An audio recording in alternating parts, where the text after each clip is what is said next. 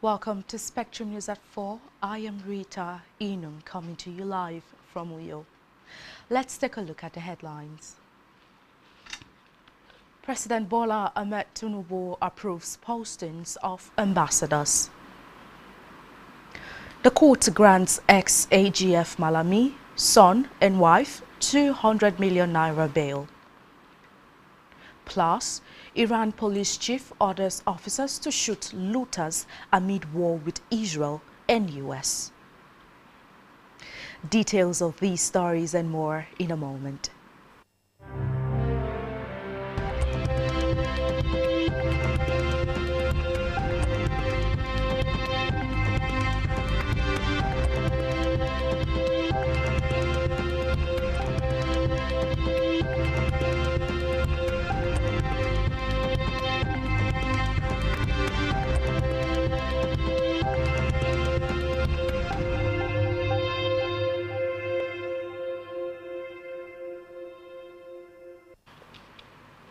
Good afternoon and many thanks for staying tuned. Welcome to Spectrum News within the hour. We begin with the breaking news where President Bola Tinubu has approved the postings of 31 career and 34 non-career ambassadors to various countries and the United Nations. Recall that the Senate confirmed the ambassadors designate in December 2025.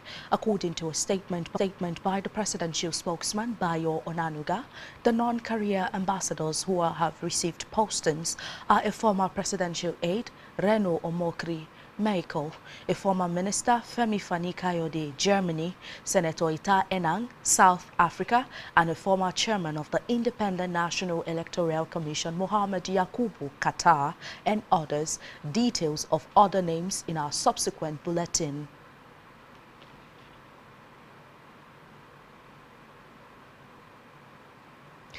Meanwhile, the federal government has moved to dispel widespread confusion surrounding the Federal Executive Council's approval to amend the act governing the Nigerian Postgraduate Medical College, insisting that a Doctor of Philosophy (PhD) degree will not replace or be considered equivalent to medical fellowship in Nigeria. In a statement issued Thursday night through its Director, Press and Public Relations, Boriowo Folashade, the Federal Ministry of Education said the decision of the council, chaired by President Bola Tinubu, simply grants the Nigerian Postgraduate Medical College the authority to seek accreditation from the National Universities Commission (NUC) to award PhD degrees in relevant medical and research fields.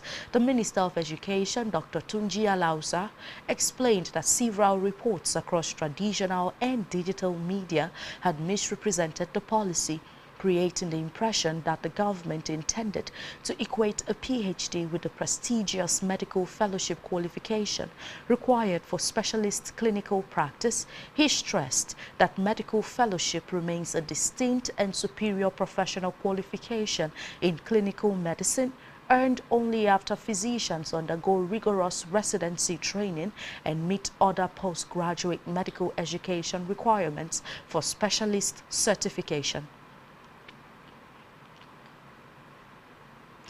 In the meantime, the federal government has intensified efforts to curb certificate fraud by tightening the votes across tertiary institutions as part of a broader reform aimed at strengthening the integrity and credibility of Nigeria's education system. The step followed reports that Nigerians had obtained questionable degrees from unaccredited institutions abroad. The Minister of Education, Dr. Maruf Alausa, disclosed this in his keynote address at a national capacity building program for school representatives organized to support the implementation of the Nigerian Education Repository and Data Bank, NERD. According to the minister, NERD is a strategic national infrastructure designed to digitize, standardize, and authenticate academic records across tertiary institutions in the country. Alausa explained that the platform would administer national credential numbers, a national credential revocation service, a national students clearinghouse, and a federated repository of academic theses and abstracts, as well as a national academic publication and indexing database.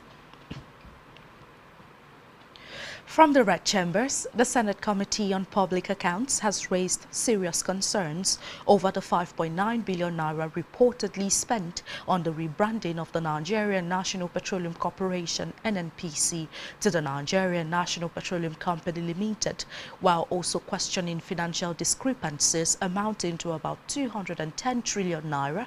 The chairman of the committee, Aliyu Wadada, made the remarks during a public hearing where lawmakers questioned the financial records of the National Oil Company.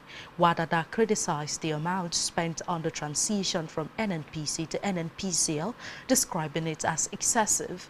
According to documents reviewed by the committee, NNPC reportedly spent about 2.9 billion naira on incorporation expenses sourced from petroleum product proceeds, while the National Petroleum Investment Management Services (NAPIMS) also charged 2.9 billion naira against Crude Oil Rights Committee has queried the alleged abandonment of a 365 million naira National Library of Nigerian project in Jalingo, Taraba State, following a petition by the civic organization Budget Foundation. The organization accused the National Library of Nigeria of abandoning the construction of a prototype National Library building in Jalingo after the payment of about 292 million naira to the contractor.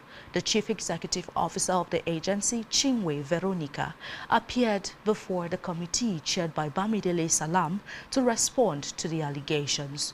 During the hearing, the agency explained that the contract for the construction of the National Library State Branch in Jalingo was initially awarded on March 1st, 2018, but to the construction company at a sum of 238 million naira, but was later reviewed upward to 365 million naira in March 2023, following a variation approved through the Federal Ministry of Education. However, members of the committee expressed concern over the status of the project, noting that despite the substantial payment made, the contractor had not been seen on site since October 2023. In another development, Justice Joyce Abdul Malik of the Federal High Court in Abuja has admitted former Attorney General of the Federation, AGF, and Minister of Justice Abubakar Malami, SAN, to bail in the sum of 200 million naira pending his trial in the 8.7 billion naira money laundering offences brought against him by the federal government. Malami and his co-defendants are to produce 2 sureties each, who will stand for them in the like sum. Justice Abdul Malik, in a ruling on bail application by Malami and 2 others today, ordered that the 2 sureties must have developed landed properties in Maitama or Asokoro. The documents of the properties are to be verified by the Deputy Chief Registrar of the court, while the sureties are also to depose the affidavit of means. The 3 defendants are to deposit their traveling documents with the court and must not travel out of the country without the permission of the court. On electoral matters, the Independent National Electoral Commission, INEC, has debunked a false graphics circulating online that claims the Commission has set March 26th as the deadline for government officials seeking election to resign. In a statement today posted via the Commission officials' X handle, INEC emphasized that the information did not originate from the Commission and described the graphics as misleading and unverified. The Commission urged members of the public, media organizations and political stakeholders to disregard the circulating message entirely. And now to Africa, where Mauritius has said that it was considering legal redress to force the United Kingdom to hand back the Chagos Islands. Prime Minister Navin Ramgoolam said London was delaying ratification of the deal that would see the territory home to a strategically important naval and bomber base revert to Port Louis. Under the agreement, the UK will pay Mauritius £101 million per year to lease back the base for at least 99 years. Reports say the islands have been under British control since 1814. Meanwhile, UN says the agreement prevents Chagosians from returning to their ancestral homelands on Diego Garcia. On the foreign scene, Iran's police chief Ahmad Radan said today that officers had been authorized to shoot at suspected looters amid the war with Israel and the United States. He also said the authorities had taken measures to maintain order online. War has spread across the Middle East since Saturday after the United States and Israel launched strikes on Iran, which killed the Islamic Republic's supreme leader Ayatollah Ali Khamenei. Iran responded by attacking U.S. bases in Gulf countries and Israel with drone and missile strikes. Iran's health ministry said nearly 1,000 people had been killed in the U.S. and Israeli strikes which hit military sites as well as residential areas and other infrastructure. Still on the foreign scene, the World Health Organization, WHO, has said that the Middle East war has forced the agency to suspend operations at its global emergency logistics hub in Dubai. UN agency's chief, Tedros Ghebreyesus, warned that the impact of the conflict sparked by U.S.-Israeli attacks on Iran on Saturday goes beyond the immediately affected countries. The WHO's Eastern Mediterranean Regional Director, Hanan Balki, told reporters that last year, the Dubai logistics hub processed more than 500 emergency orders for 75 countries around the world. Balki explained that the hub's operations are temporarily on hold due to insecurity, airspace closures, and restrictions affecting access to the Strait of Hormuz.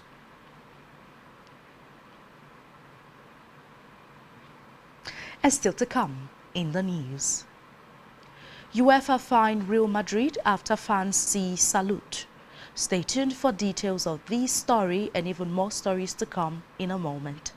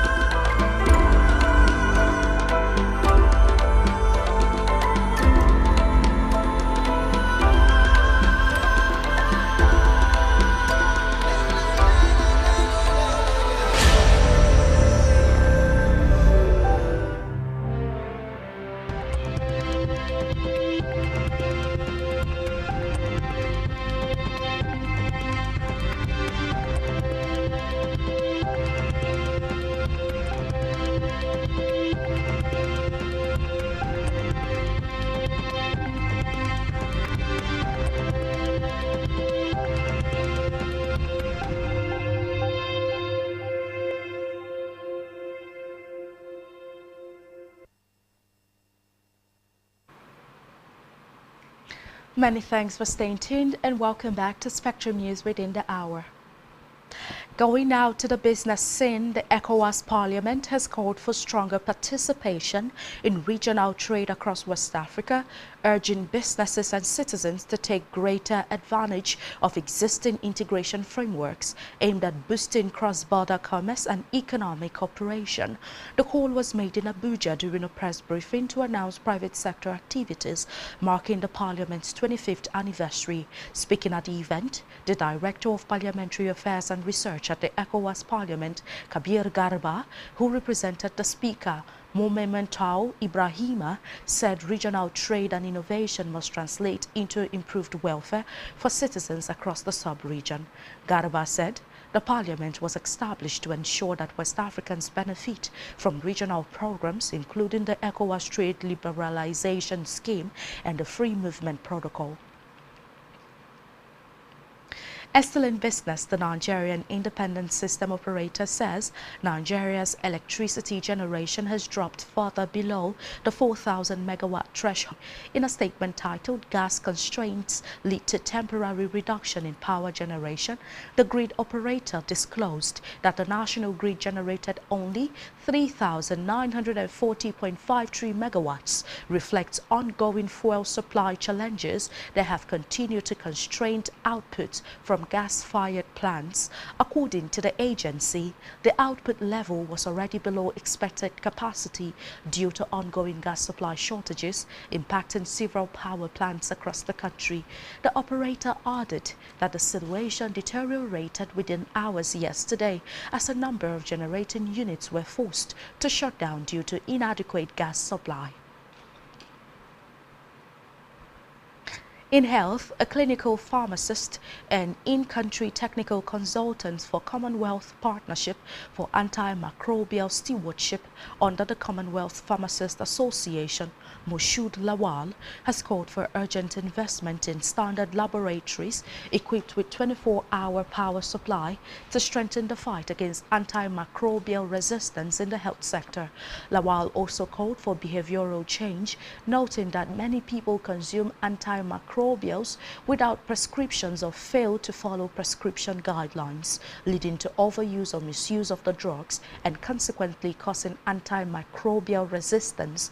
Lawal described the state of many medical laboratories across the country as unacceptable, stressing the urgent need for the government to prioritize investment in laboratories to provide reliable and empirical medical laboratory services in tackling the growing AMR challenge. He said antimicrobial resistance occurs when bacteria, viruses, fungi and parasites change over time and no longer respond to medicines such as antibiotics or antifungals, making infections harder to treat. And now to sports, where the Tigers head coach Rena Wakama has named 12 players in her final roster for the 2026 FIBA Women's World Cup qualifying tournament. The tournament, which will hold in Villeurbanne, France, will run from March 11th to 17th. Wakama, from an earlier released provisional squad, selected players including Ezine Kalu, Promise Amu Kamara, Ami Okonkwo, Mujanatu Musa and Sarah Ogoke, amongst others. The Tigers will face France, the Philippines, Colombia, Germany and South Korea in the competition. The African champions will open their campaign against Colombia on March 11th. Still in sports, UEFA fined Real Madrid €15,000 today after one of their fans performed a Nazi salute before a Champions League match last week. The European Football Governing Body's disciplinary board also issued Real with a partial stadium closure of 500 seats, suspended for a one-year probationary period. Recall that Real ejected a supporter caught on camera performing a Nazi salute in the stands before the match began. The first leg of the tie was marred by an incident of alleged racism aimed at Real winger Vinicius Jr. by Benfica's Gianluca Prestiani, who denies it. Meanwhile, Madrid progressed to the last 16, where they will face Premier League side Manchester City.